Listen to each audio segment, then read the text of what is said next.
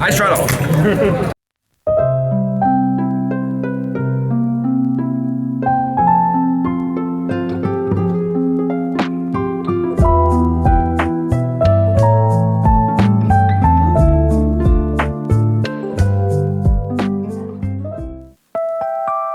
For this episode, I will be sharing a 5-10 session at Grand Villa.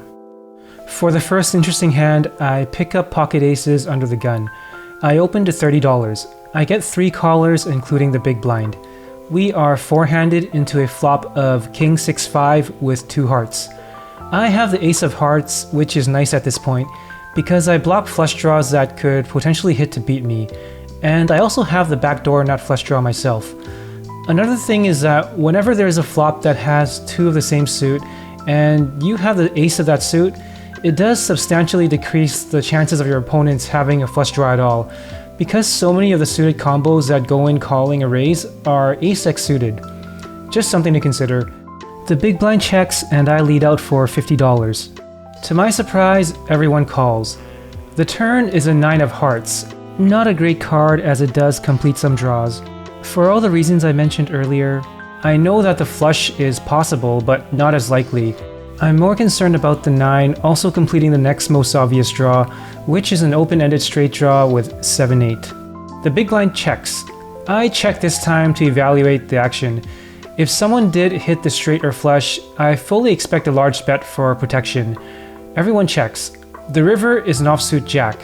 The big blind checks again. As played, I think my hand is quite under-repped. I can't see anyone having a straight or flush without betting on the turn. I decide to go for a small value bet of $50. I figure that the bet has to be tiny to get value from one pair hands, which is what I now put the villains on. The board is actually a pretty scary one, and the only advantage I have is that I know no one has a nut flush, which is likely the only hand that would trap on the turn. So if no one bet, I don't think anyone has a flush at all. Everyone folds except the big blind, who thinks for a bit and then calls. I table my hand and he says I'm good. This hand, I pick up pocket queens on the big blind. Everyone folds to the hijack, who limps, and the action folds to me. I make it $40 and the hijack calls. The flop is King 10-8 rainbow. I decide to check with the king on board. The villain also checks. The turn is an offsuit deuce.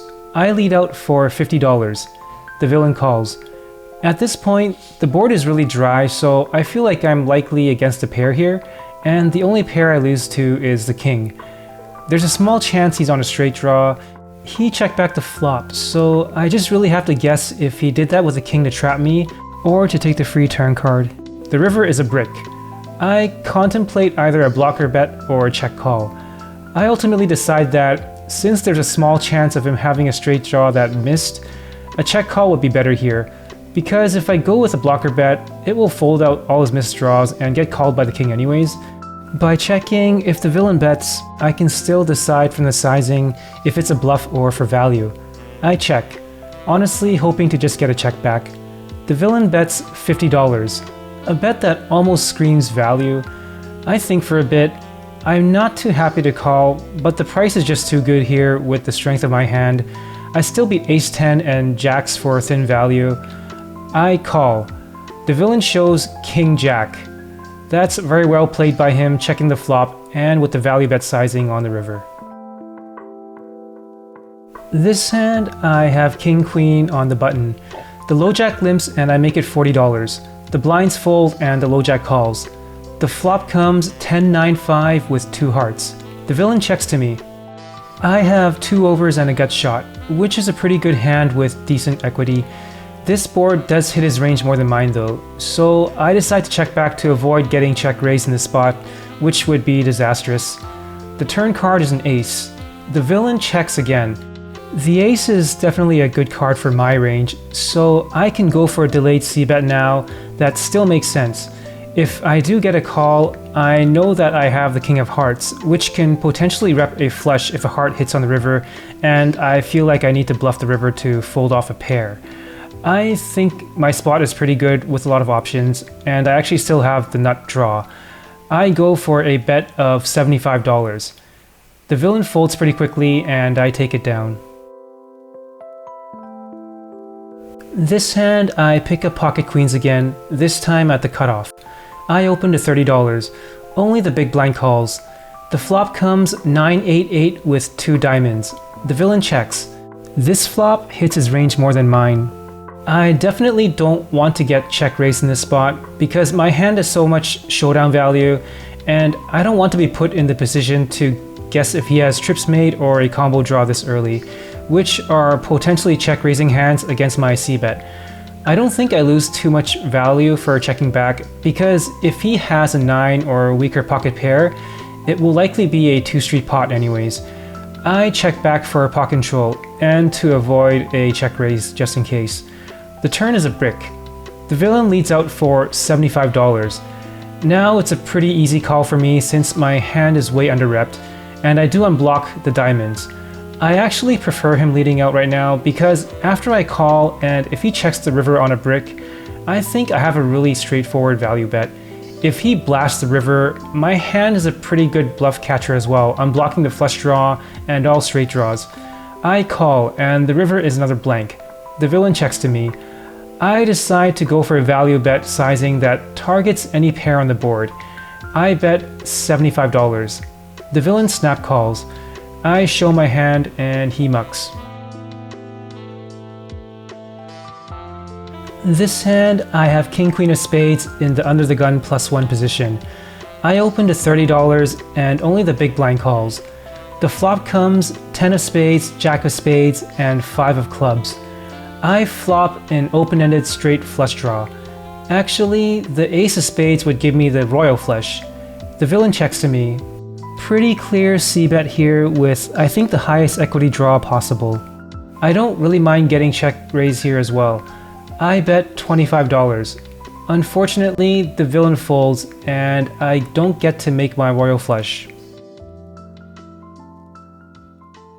This hand, I pick up pocket eights on the small blind. The button, a really tight player, opens to $30. We are both deep, so I call the set mine. The big blind folds. It's heads up to a flop of 3-6-7 rainbow. Even though I have an overpair, I'm not certain yet I'm actually good here.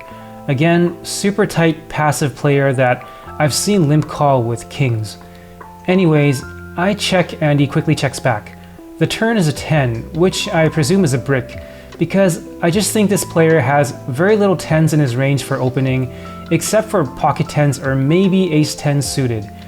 But I caught a glimpse of his hands reaching for chips, so oddly, it looks like he wants to bet on this turn. I check to him, and he thinks for a little bit and checks back. The river is a jack. At this point, I'm a little confused. Normally, pocket eights looks like it wins a lot here if it goes check check and the villain shows ace king or something like that. But I just get this feeling that eights are not good here. I think I need to turn my hand into a bluff to win. I have a decent hand to do that, double blocking the nut straight. I should be able to rep all straights, sets, and 2 pairs here. The villain's motion on the turn makes me think he has ace 10. So I'm targeting to fold him off like 1 pair. I overbet with a sizing of $100. He calls pretty quickly, and I know I'm beat. Nice call. I say nice call, and the villain shows pocket queens. Well played, sir. This hand, I pick up ace of spades and queen of diamonds at the hijack position. The middle position limps and I open to $40. The cutoff calls and the limper calls. It's 3-way to a flop of king 8-6 with 2 hearts. Everyone checks. The turn is a queen. The middle position checks. I hit my top pair, which I think is good most of the time here, especially after the middle position checks. I go for a bet of $50, which is for value from any weaker pair or any draw. Can't really go big with the sizing here multi-way because the most value I can get is going to be from a queen with a weaker kicker. The cutoff calls and the middle position folds. The river is a brick. I think my best move is to check call here. My hand unblocks the flush draw and all the straight draws. It's not very likely I'm going to get a call from hands that lose to mine, but It is a pretty good bluff catcher. I check. The villain also checks. I table my hand and he mucks. This hand I did not capture on video. It was later in the night and the game had become shorthanded. I had turned off my camera phone already, and even though I had my phone out, there was no point during the hand that I felt I was able to turn on the camera, and I'll talk about that in a bit. I pick up King 7 of clubs on the button. Under the gun limps. I raise it to $50. The blinds fold and the limper calls. The flop comes Ace, Queen, 5, all clubs. I flop the nut flush. What's even better than flopping the nuts is when the villain leads out for $100. In this situation, calling is okay, but the table dynamics have changed quite a bit. I have upped my aggression since being shorthanded, as you can see from me opening with King 7 suited. So I think continuing with my aggression when I hit strong is the right move.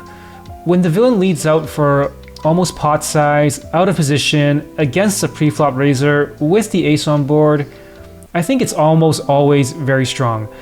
I'm just thinking of a sizing to get his stack in by the turn. Me having the king of clubs in my hand is huge, well obviously because of the nut flush, but also because it makes sense that the king of clubs with an ace or king of clubs with a combo draw could raise here as well. And if he's stronger than a pair, he's going nowhere in a shorthanded game. I'm keeping in mind I do unblock ace queen here as well. I raise it to $300. The villain thinks for a bit and announces all in. I snap call. The turn is a brick. The river is another queen. We table our cards. The villain shows 10 jack of clubs. This one is a huge cooler with the flop of nuts versus second nuts. So this was a hand that was quite clear it was going to be a big pot. In the back of my mind, I knew that it would be a hand to talk about in this session, but out of respect for my opponent, I just couldn't bring myself to turn on my phone and make it obvious I was shooting something. Win or lose, it would be good content, but it's just not worth it to be disrespectful, or if there's a chance it can be interpreted that way. Even after the hand was over, if I started filming my hand and the board, it's kind of like rubbing the cooler win in the villain's face. Yeah, just my 2 cents. Always be respectful, be a good loser, and maybe even more importantly, a good winner.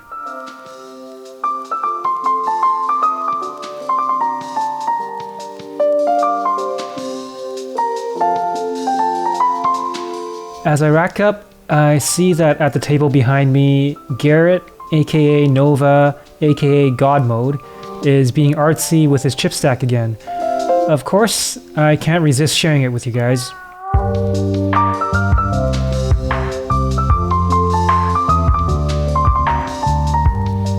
Is this a building, an abstract structure, a self-portrait?